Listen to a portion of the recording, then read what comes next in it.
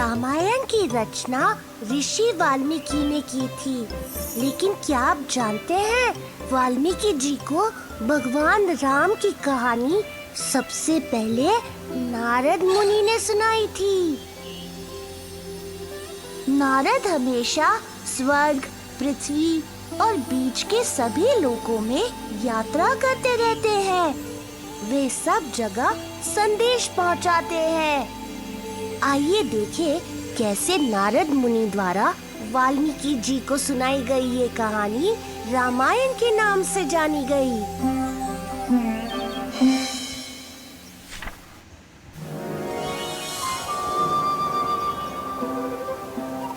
नारायण नारायण। नारद मुनि स्वर्ग लोक से पृथ्वी पर पधारे। वे तमसा नदी के किनारे ऋषि वाल्मीकि के आश्रम में प्रकट हुए।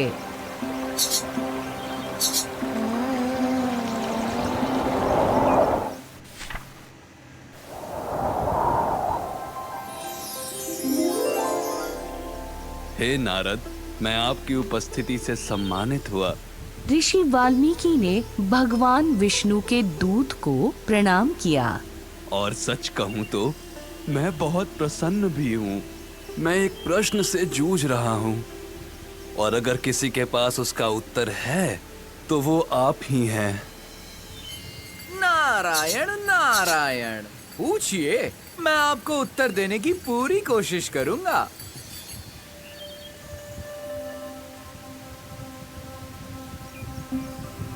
मैं सोच रहा था, क्या इस संसार में कोई ऐसा है जो अच्छाई और सदाचार से भरा हो, जो बलवान होते हुए भी संवेदनशील हो, शक्तिशाली और बुद्धिमान हो, आदर्श और दयालु हो? क्या इस संसार में ऐसा व्यक्ति मिलना संभव है?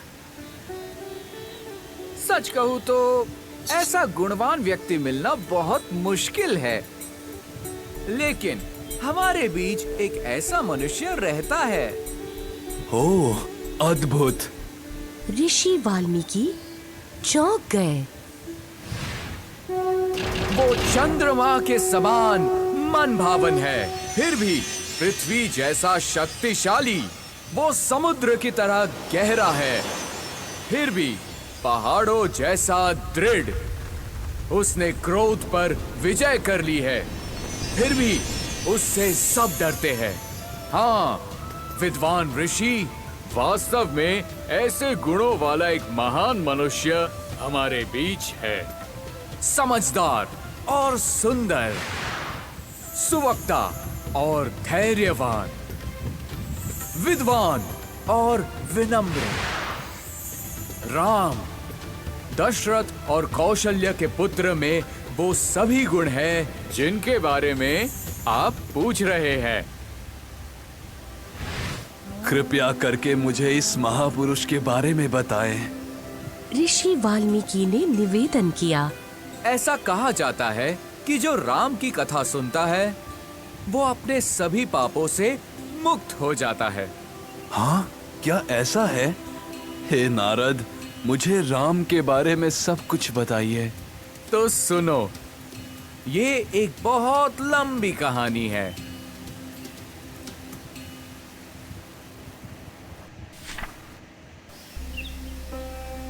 राम की कथा वाल्मीकि के मन में बस गई।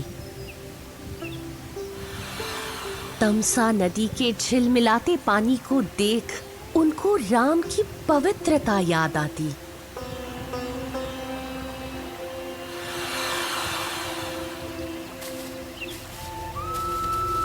चारों ओर फैले घने जंगल को देख उन्हें राम की सुंदरता का बोध होता। वे जहां जाते उन्हें राम की याद आती। राम के विचारों में खोए हुए वाल्मीकि को क्रॉच चिड़िया का एक जोड़ा दिखाई दिया। नर और मादा एक दूसरे की आंखों में प्यार से देख रहे थे।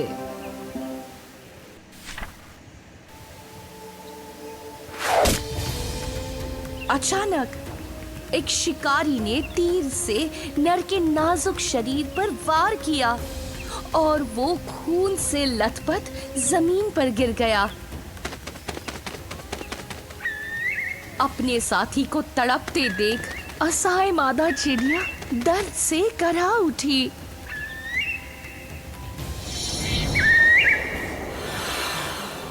वाल्मीकि में दुख और क्रोध की लहर दौड़ गई। उन्होंने शिकारी की ओर बढ़ते हुए उसे कठोर शब्दों में श्राप दिया। मा निषाद प्रतिष्ठाम त्वम अगमः शाश्वती समः यत् क्रौंच मिथुनात् एकम अवधि कामम मोहितम। लेकिन जैसे ही उन्होंने ये शब्द कहे, वाल्मीकि भौचक के रह गए। ये मैंने कैसे काव्यात्मक शब्द बोले?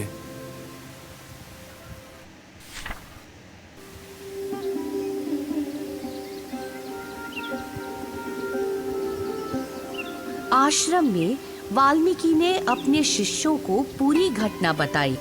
तभी भगवान ब्रह्मा उनके सामने प्रकट हुए।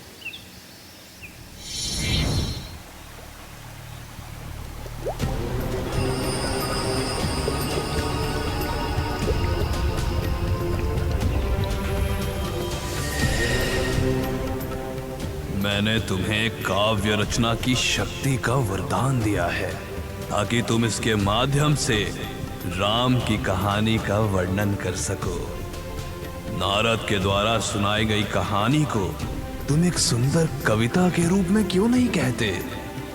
वाल्मीकि के मन में चल रहे दो मुख्य विचारों को ब्रह्मा की वाणी ने सुलझा दिया। जो अज्ञात है वह तुम्हें ज्ञात हो जाएगा, और जब तक इस पृथ्वी पर पहाड़ और नदियां रहेंगी तब तक तुम्हारे द्वारा रचित रामायण भी रहेगी।